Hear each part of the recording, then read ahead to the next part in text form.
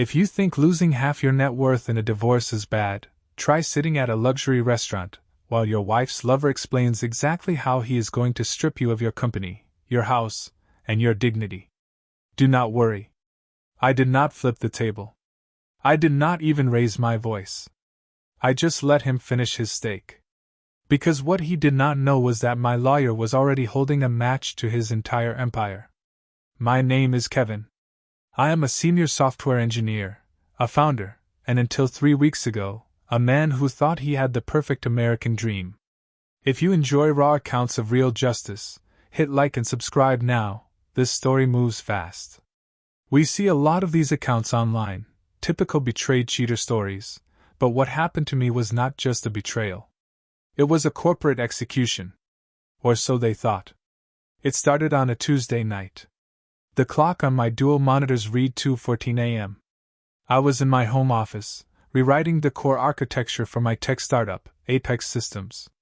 My wife, Natalie, was supposedly in New York on a buying trip for her luxury fashion boutique chain, a business I entirely funded with my tech salary. Then, a notification popped up on my secondary screen. It was a firmware alert from our living room camera.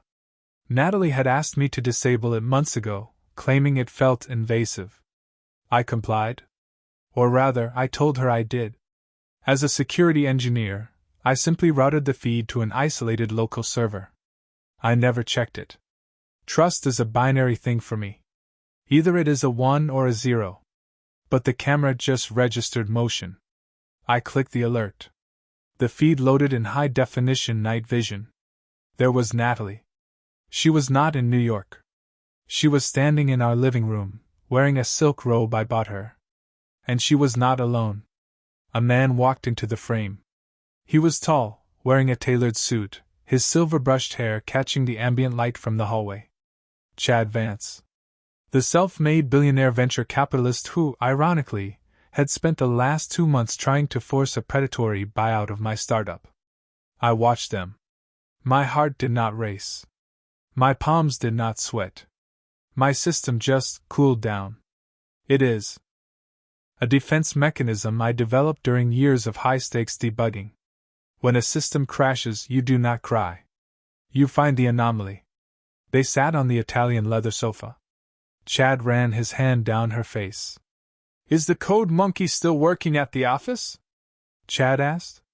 His voice was rich, dripping with condescension. He is at his co-working space, Natalie purred, leaning into him. He lives for that stupid company. He has no idea. Good, Chad said, pouring himself a glass of my 30-year-old scotch. Because by next month, I will own Apex Systems. The board is already leaning toward my valuation. And once the intellectual property transfers to my fund, you file for divorce. We claim he neglected you for his work. You get the house, half his cash, and his boutique shares.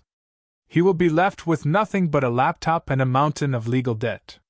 Natalie laughed. It was a sound I had loved for 7 years.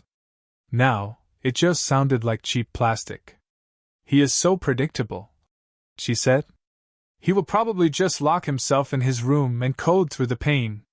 He does not have the spine to fight you, Chad. I closed the video tab. I sat in the dark for exactly 90 seconds. I felt a brief, heavy ache in my chest, a standard biological response to emotional trauma. Then I deleted the ache. It was data noise. I needed absolute clarity. They wanted a fight. They expected an emotional, broken husband who would scream, throw punches, and give Chad's high-priced attorneys the perfect ammunition to paint me as unstable in a California court. I was not going to give them that. I am a programmer. I build logic loops. If you enter my system with malicious intent, the system does not get angry. The system traps you. The next morning, the sun broke over our property in Palo Alto. I came down the stairs at 7 a.m., dressed in my usual dark gray sweater and jeans.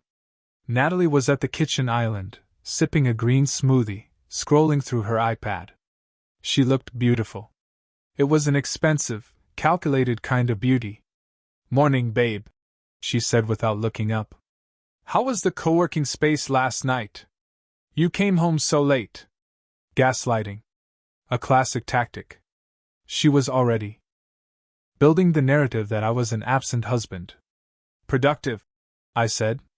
My voice was level, completely devoid of inflection. I walked to the espresso machine. The database migration took longer than expected. How was the flight back from New York? You must be exhausted.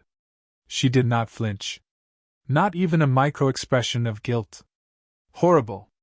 Delta delayed us on the tarmac for 2 hours. I just want to collapse today. Take it easy then, I said, taking a sip of my coffee. You deserve a break. The boutiques are doing well. They are, she said, her tone shifting slightly, becoming sharper, more entitled. But we need more capital for the Miami location. I was thinking we should take out a second mortgage on this place. Or you could liquidate some of your Apex stock. There it was. The siphon. She wanted to drain the assets before the exit strategy. I will look into the financials this afternoon, I replied, giving her a reassuring nod. Let me talk to our financial advisor. Our financial advisor was a firm Chad Vance heavily influenced. I knew exactly what kind of advice I would get. I left the house and drove my car straight to San Francisco. I did not go to my office. I drove to a nondescript brick building in the financial district. No flashy signs. No marble lobby. Just a small brass plaque that read, Vance and Sterling Legal Associates. No relation to Chad. But they were known as the executioners of family law. I sat across from Arthur Vance. He was 70, with sharp blue eyes and a tailored suit that made Chad's look like a department store purchase. He looked at the storage drive I placed on his mahogany desk. What is on this, Kevin? He asked. Everything, I said. High-definition video of my wife and Chad Vance in my living room, detailing a plot to defraud me of my company and my personal assets. I also brought our ironclad prenuptial agreement, signed 7 years ago, before Apex was even an idea. Arthur plugged the drive into an air-gapped laptop. He watched the footage. His face remained expressionless. When the video finished, he closed the laptop and leaned back. Chad Vance is a dangerous narcissist, Arthur said softly. He does not just want your wife, Kevin. He wants to crush you. If we file a standard divorce petition today, he will deploy an army of lawyers to drag this out, drain your resources, and force you to settle. I do not want a standard divorce, Arthur, I replied. I want to trap them completely. Arthur smiled coldly. Then we let them think they are winning until we strike. 2 days after my initial consultation with Arthur, the trap swung wide open. I was sitting at my kitchen island, sipping black coffee, when Natalie walked in holding 2 gold-embossed invitation cards. Her movements were smooth, practiced, and entirely devoid of any natural warmth. She had spent the last 48 hours acting like the perfect, supportive wife, but her eyes gave her away. There was an undercurrent of nervous energy radiating from her. Chad Vance is hosting a private dinner at the Skyline Club in San Francisco tonight, she said, tossing the cards onto the marble countertop. It is an exclusive gathering for top-tier tech founders and venture capitalists. I managed to get us on the VIP guest list through one of my luxury boutique clients. You need to be there, Kevin. Your company needs his investment fund if Apex Systems is ever going to scale. I looked down at the gold foil lettering on the cards. The Skyline Club. It was a notorious playground for Silicon Valley billionaires who liked to look down on the city while trading insider information. Natalie thought she was leading a lamb to a corporate slaughterhouse. She genuinely believed this dinner would break my spirit, forcing me to surrender my company out of pure intimidation. What time do we leave? I asked, my voice flat, empty of any emotion. 6 sharp, she said, flashing a quick, synthetic smile that did not reach her eyes. And please do not wear your usual gray tech hoodie. Put on the Brioni suit I bought you for our anniversary last year. Look like a real chief executive officer for once. Understood, I replied. I turned back to my laptop screen. My fingers resumed typing lines of code, but I was not working on our software architecture. I was reviewing a secure cloud folder that Arthur's private forensic accountants had just updated. The paper trail was fascinating. Chad Vance's venture fund was heavily leveraged against a failing commercial real estate portfolio in downtown Oakland. He was bleeding liquidity. He desperately needed Apex Systems' artificial intelligence patents to salvage his reputation with his institutional investors. He did not just want a piece of my company. He needed to absorb it entirely to prevent his own financial ruin. We drove up the peninsula in absolute silence. Natalie stared out the passenger window of my Tesla, pretending to check her makeup in the vanity mirror every 5 minutes. Have you ever sat next to the person you shared a bed with for 7 years and realized they were just a ghost occupying space? It is a strange, clinical feeling. The anger does not hit you if you do not let it. You just see them as a buggy line of code that needs to be purged from the main operating system. The Skyline Club occupied the top floor of a towering glass monolith overlooking the dark waters of the San Francisco Bay. The dining room was suffocatingly opulent. The air was thick with the scent of expensive dry-aged steaks, high-end scotch, and the quiet arrogance of old money. Natalie immediately gripped my forearm tightly as we navigated the room, but her eyes were already scanning the VIP section. She was searching for her true director. We found him at a secluded corner table. Chad Vance was already seated, flanked by 2 members of my own startup's advisory board, Miller and Henderson. Chad looked exactly like the corporate apex predator he claimed to be. His silver-brushed hair was immaculate, and his tailored suit cost more than most engineering salaries. He stood up as we approached, a smug, dominant grin spreading across his tanned face. "Kevin! The man of the hour!" Chad boomed, his voice carrying effortlessly over the ambient jazz music playing in the background. He completely ignored my extended hand, stepping past me to greet Natalie. He kissed her on both cheeks, his large hands lingering on the small of her back for a fraction of a second too long. It was a textbook power play. A deliberate boundary violation meant to trigger an emotional reaction from me. I merely stood there, observing the interaction with the cold detachment of a data scientist. "Chad, thank you so much for having us," Natalie purred, her cheeks flushing a natural pink color that I had not seen in years. "Of course. I always make room for true innovators at my table," Chad said, gesturing toward the empty leather chairs. "And naturally for the beautiful women who have to endure their husbands' endless late-night debugging sessions." Miller and Henderson chuckled nervously into their wine glasses. They knew exactly what Chad was doing. They knew Apex Systems was on the verge of a massive valuation spike. They were preparing to betray me too, eager to align themselves with Chad's larger fund. The dinner was an exercise in calculated psychological warfare.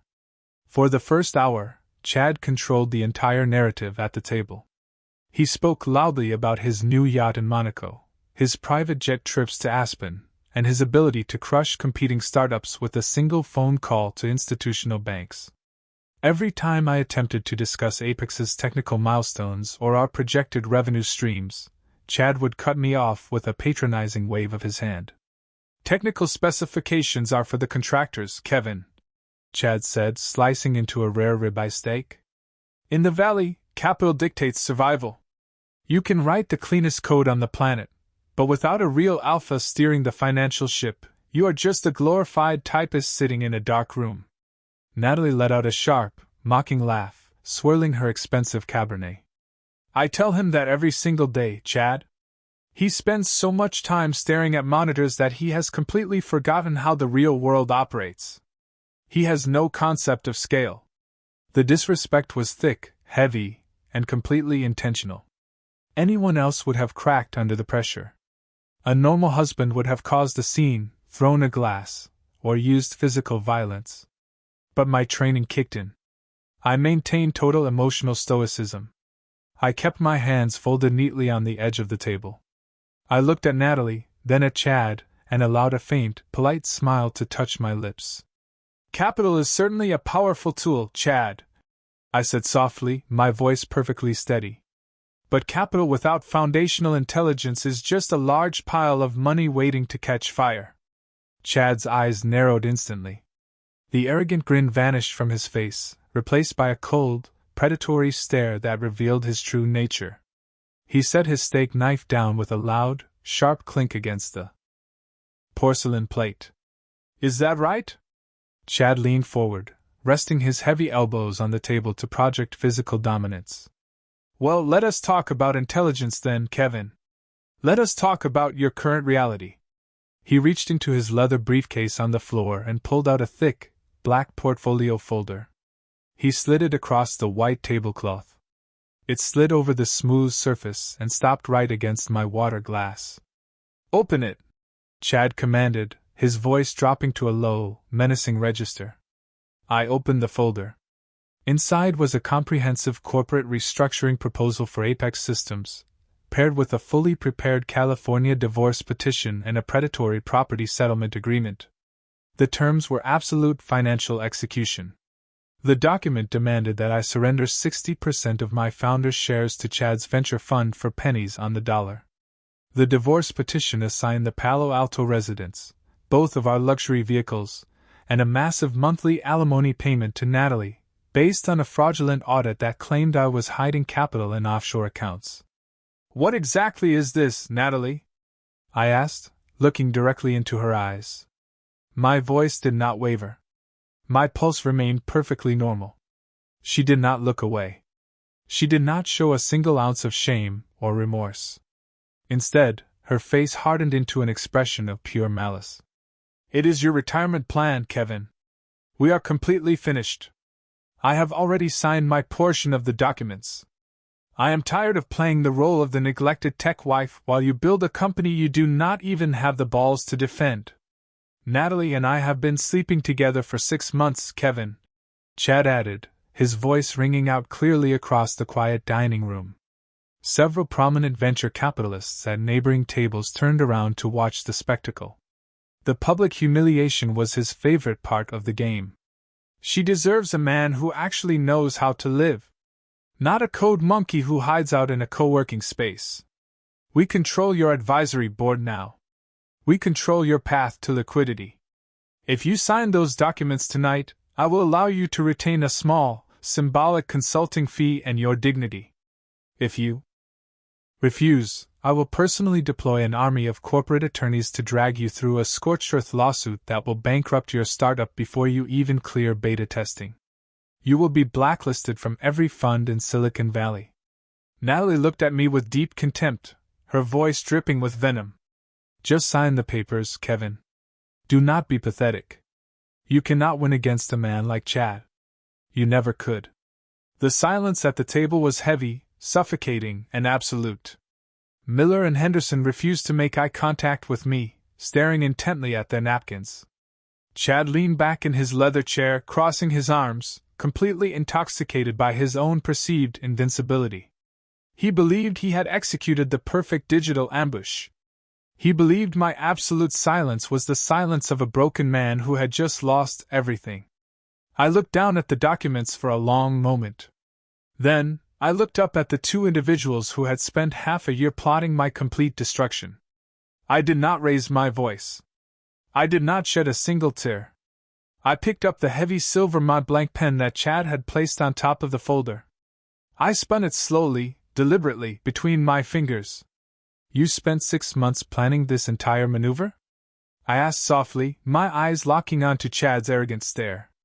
6 months of ensuring you leave this table with nothing. Chad sneered, his voice dripping with confidence. I placed the silver pen back down on the table, aligning it perfectly parallel to the edge of the folder. I did not sign a single page. I stood up slowly, smoothing down the front of my tailored gray suit jacket. "Thank you for the dinner invitation, Chad," I said, my voice carrying a chilling, absolute lack of emotion that made Henderson flinch slightly. The steak was truly excellent.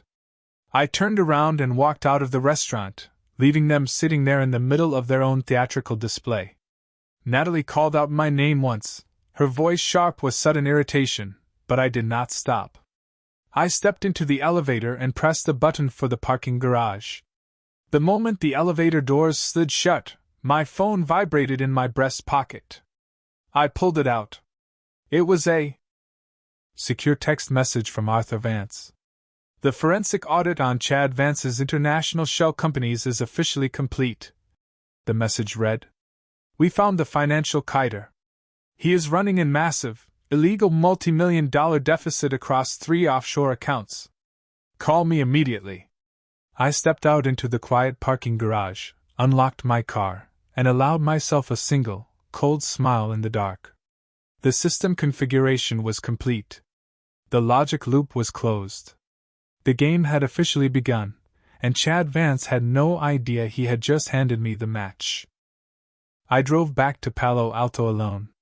The headlights of my Tesla cut through the thick Pacific fog creeping over Highway 101. My phone rested in the center console, lighting up occasionally with frantic text messages from Natalie. She was furious that I had walked out of the Skyline Club, leaving her and Chad Vance standing in front of their corporate peers. I did not answer. I did not need to. In complex system engineering, you never interrupt a runtime error while it is executing. You let it play out until the system halts. When I entered the house, the silence was total. I did not turn on the ambient lights. I sat in my dark office, staring at the cold glow of my monitors. 2 hours later, the front door slammed shut. Natalie's heels clicked sharply against the hardwood floor as she marched down the hallway. She threw my office door open, her face flushed with rage, her breathing heavy.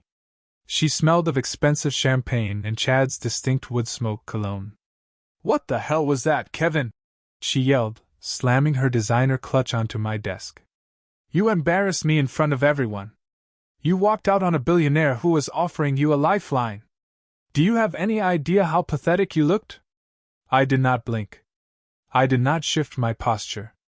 I kept my hands resting flat on the desk, maintaining total emotional stoicism.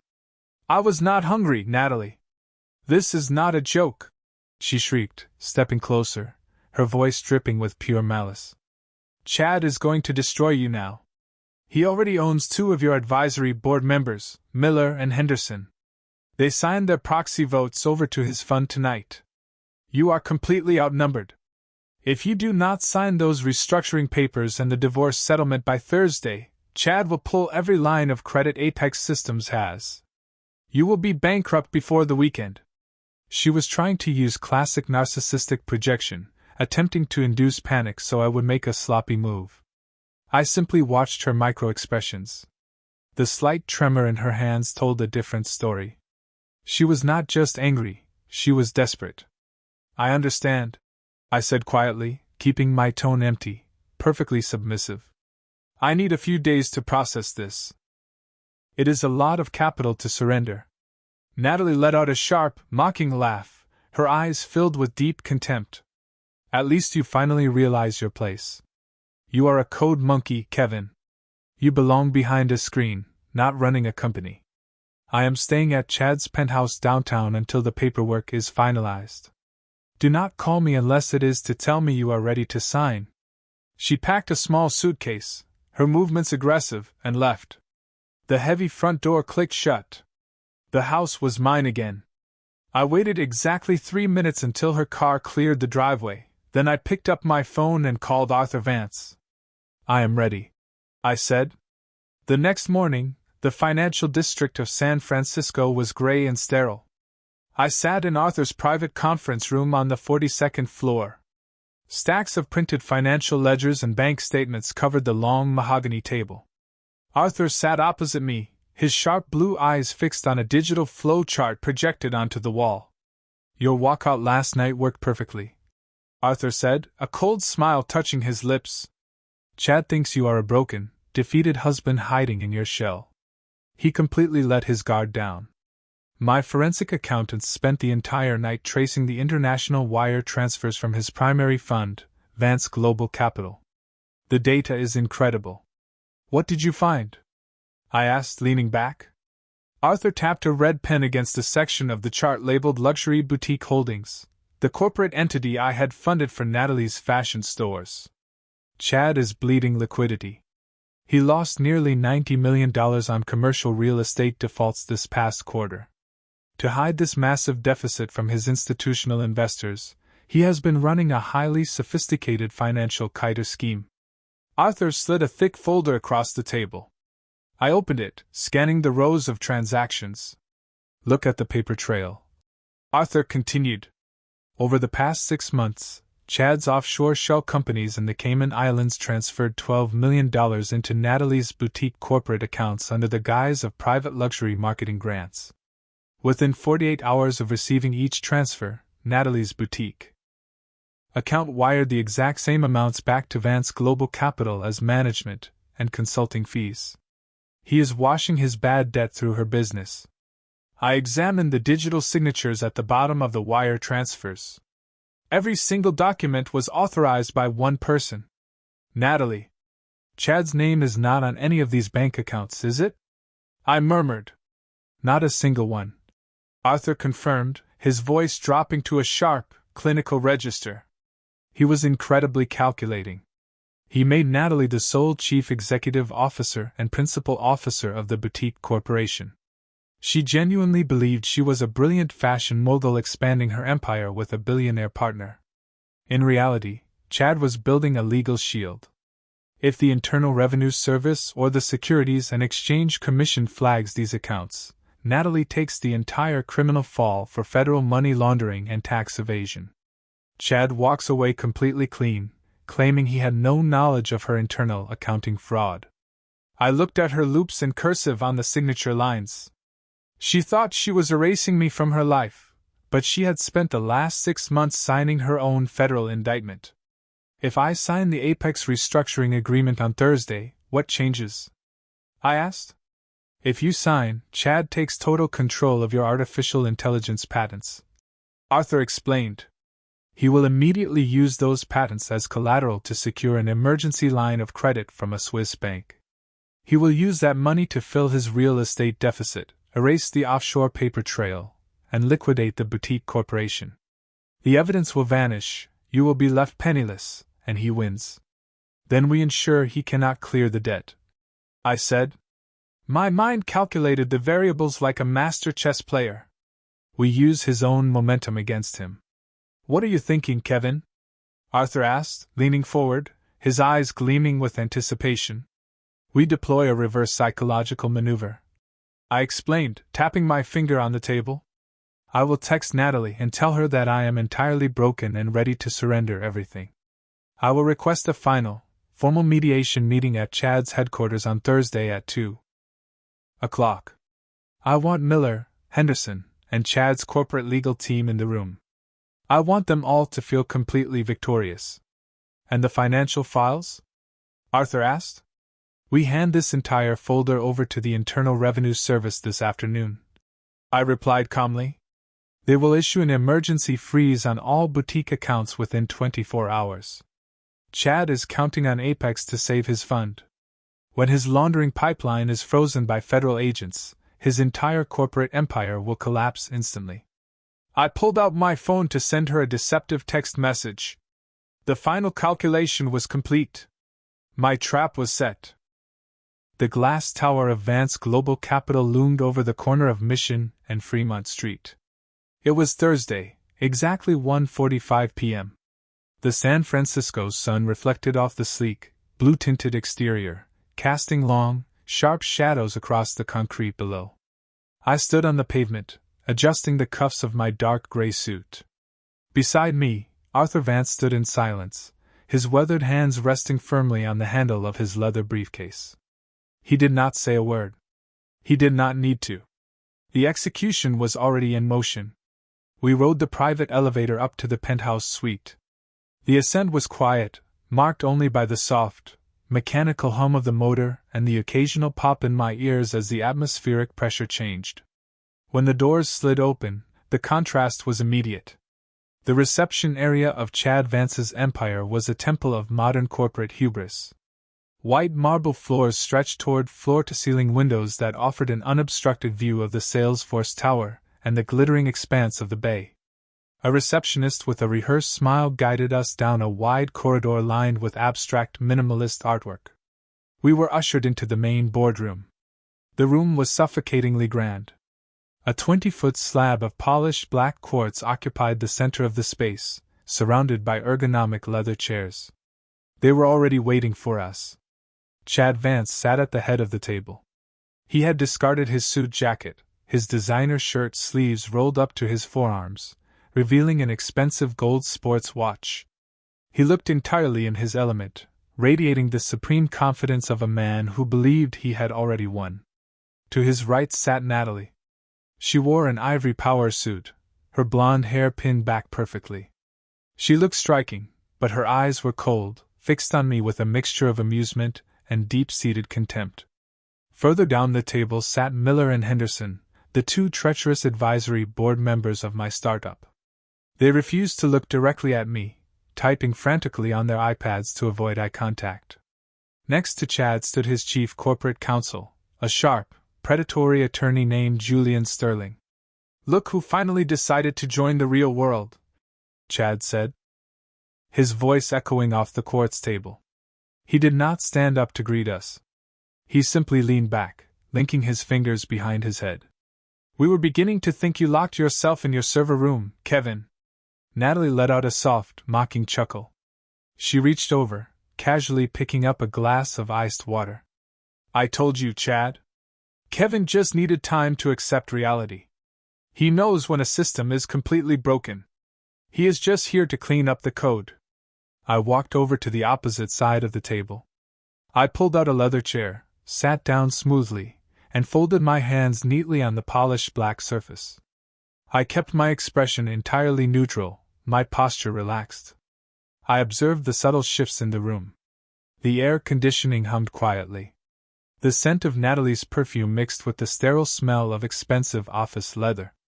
"Let us get straight to the point," Julian Sterling said, stepping forward. He unzipped a thick leather folio and slid 3 identical stacks of legal documents across the table. They slid over the quartz surface, stopping precisely in front of me. "These are the final execution copies of the corporate restructuring agreement for Apex Systems, paired with the unified dissolution of marriage settlement. Your advisory board has already executed their consent forms. The valuation is set. The asset distribution is final. We just need your signature, Kevin." I did not touch the papers. I simply looked at Chad. "And if I do not sign?" Chad's smile vanished instantly, replaced by a hard, patronizing glare. He leaned forward, resting his heavy forearms on the table. "Do not be stupid, Kevin. We played this game out days ago at the Skyline Club. You do not have an alternative routine. If you leave this room without signing, Julian files the breach of fiduciary duty lawsuit within 10 minutes. Miller and Henderson will immediately freeze your operational accounts at Silicon Valley Bank.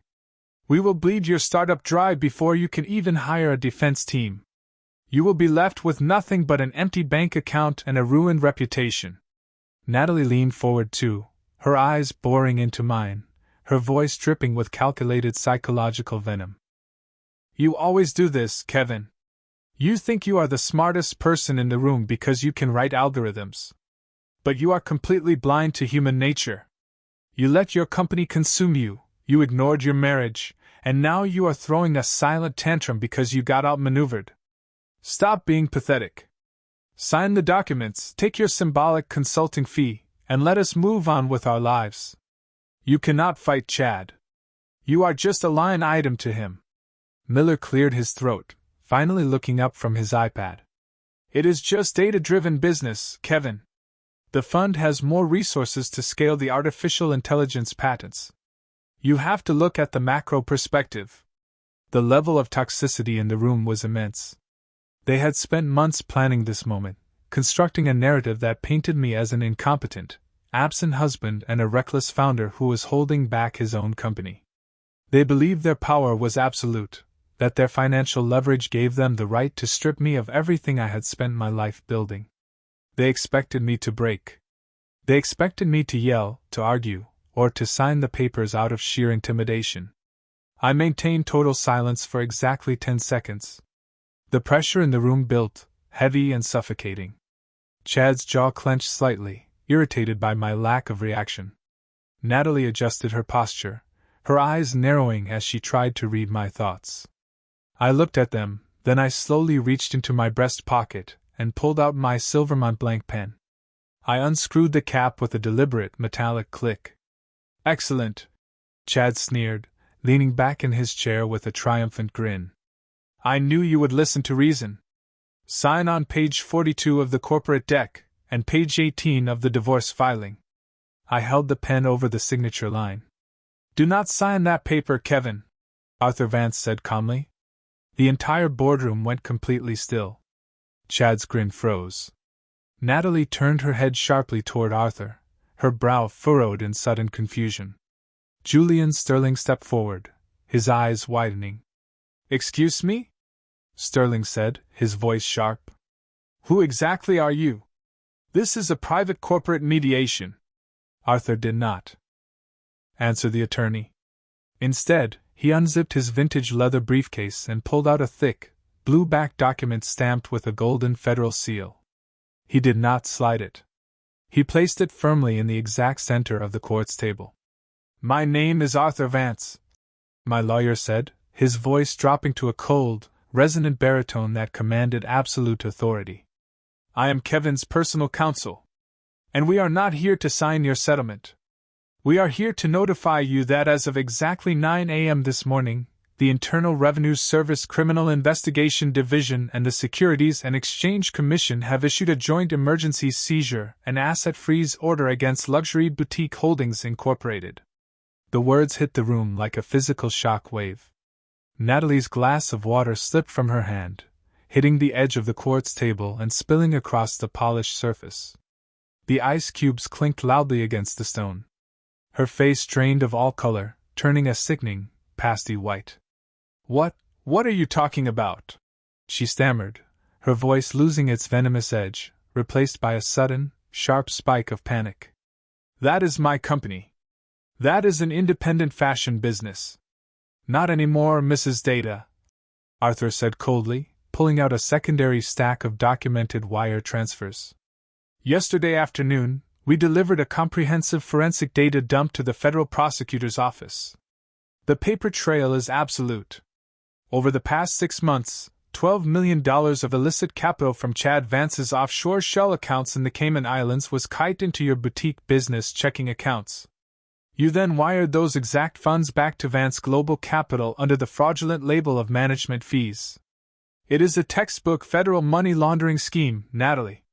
And since you are the sole registered chief executive officer and principal officer of that corporation, every single wire transfer bears your digital signature."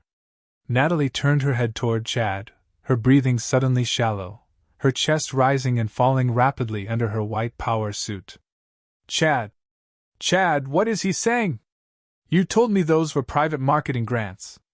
You told me it was completely legal optimization." Chad did not look at her. His face had hardened into a tight, dark mask of fury. A single vein throbbed violently against his temple. He slammed his fist down on the table, making the quartz ring. "This is an empty bluff," Chad snarled, pointing a shaking finger at Arthur. "My name is not on a single boutique account. Vance Global Capital is completely insulated from their internal bookkeeping. You have absolutely nothing on me, old man. You cannot tie those offshore entities to my fund." "We do not need to tie them to your fund, Chad," I said softly. It was the first time I had spoken since the meeting began. The sound of my voice made Miller and Henderson flinch. Chad's eyes locked onto mine, burning with pure hatred. "What did you say?"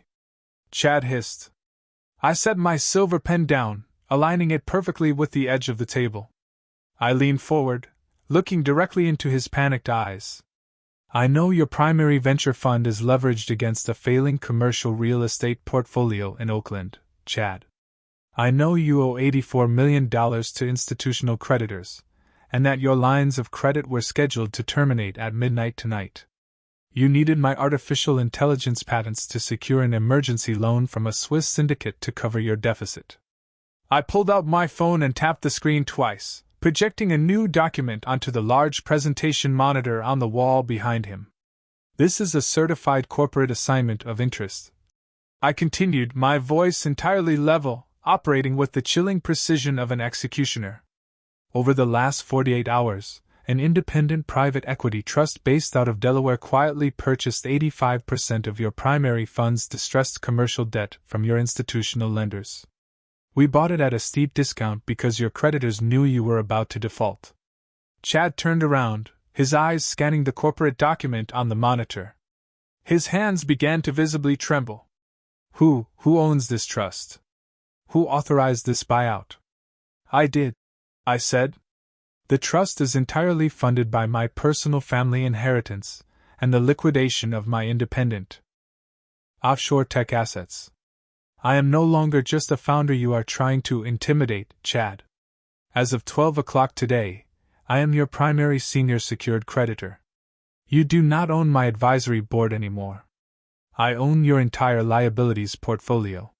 The silence that followed was total, heavy, and absolute. Julian Sterling slowly stepped back from the table, his legal instincts kicking in as he realized the entire corporate landscape had just shifted beneath his feet.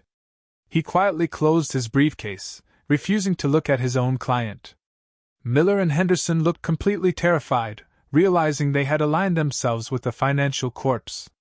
Natalie looked back and forth between Chad and me, her lips trembling, tears finally welling up in her eyes as the sheer scale of her vulnerability broke through her narcissistic delusion. Kevin, please. I was misled. Chad told me. He forced me to sign those accounting transfers. You have to help me. We are still married. The system does not accept emotional inputs, Natalie.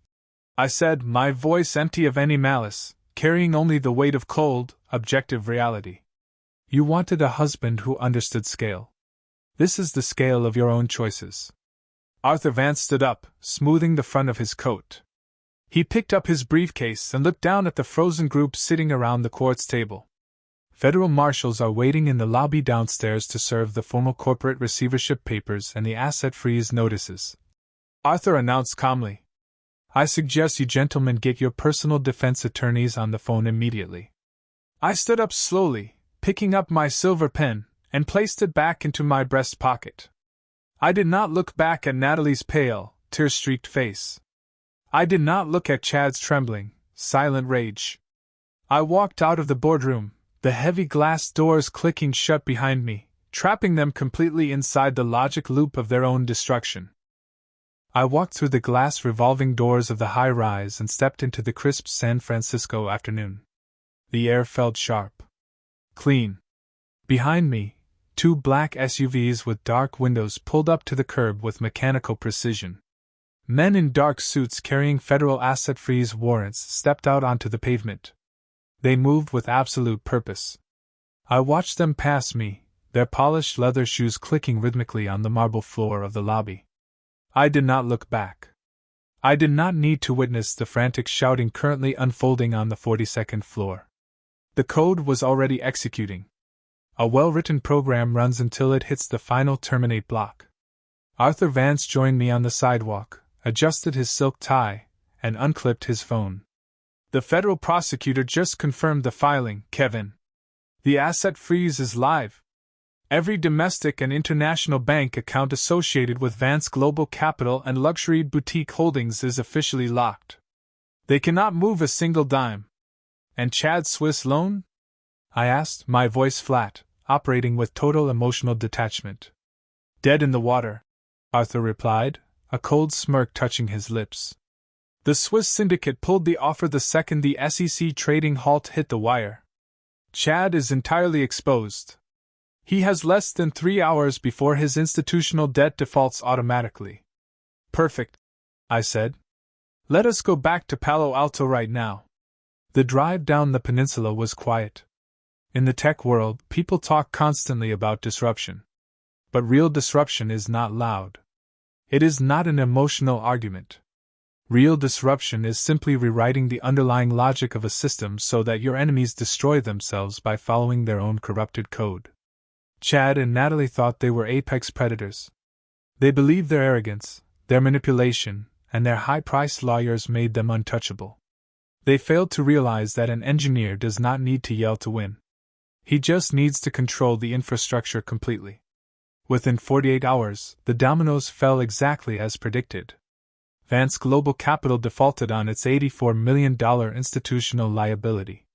Because my private equity trust held the senior secured debt, I initiated an immediate foreclosure on Chad's entire commercial real estate portfolio. His luxury properties, his private assets, and his corporate holdings were seized by the courts. I bought them all back at the liquidation auction for less than 10 cents on the dollar. His empire was dismantled, piece by piece, and completely absorbed into my own company. On Monday morning, my phone vibrated constantly. Miller and Henderson, the two treacherous advisory board members who had tried to hand my company to Chad, called my personal line 11 times. I let it ring. When I arrived at the Apex Systems headquarters in Palo Alto, they were waiting outside my private office. They looked entirely different from the arrogant men who sat at the court's table days ago. Their faces were sallow, their eyes bloodshot, and their expensive designer suits looked slightly wrinkled. "Kevin, please," Miller whispered, stepping forward with his hands shaking. "You have to listen to us. Chad backed us into a corner. He threatened to destroy our venture funds if we did not give him our proxy votes. We did not have a choice." I unlocked my office door, my movements fluid, precise. I did not look at them. I did not raise my voice. I walked to my desk, sat down, and looked up at them with a cold, expressionless stare. "You made a calculated business decision based on a faulty valuation model. You assumed Chad was the dominant player. That was a systemic error. We can fix this, Kevin," Henderson pleaded, his voice cracking under the immense pressure. "We can reverse the proxy votes. We can issue a public statement supporting your leadership. Just do not let the receivers liquidate our board shares. Your shares are already restricted," I said softly, my tone empty of any anger.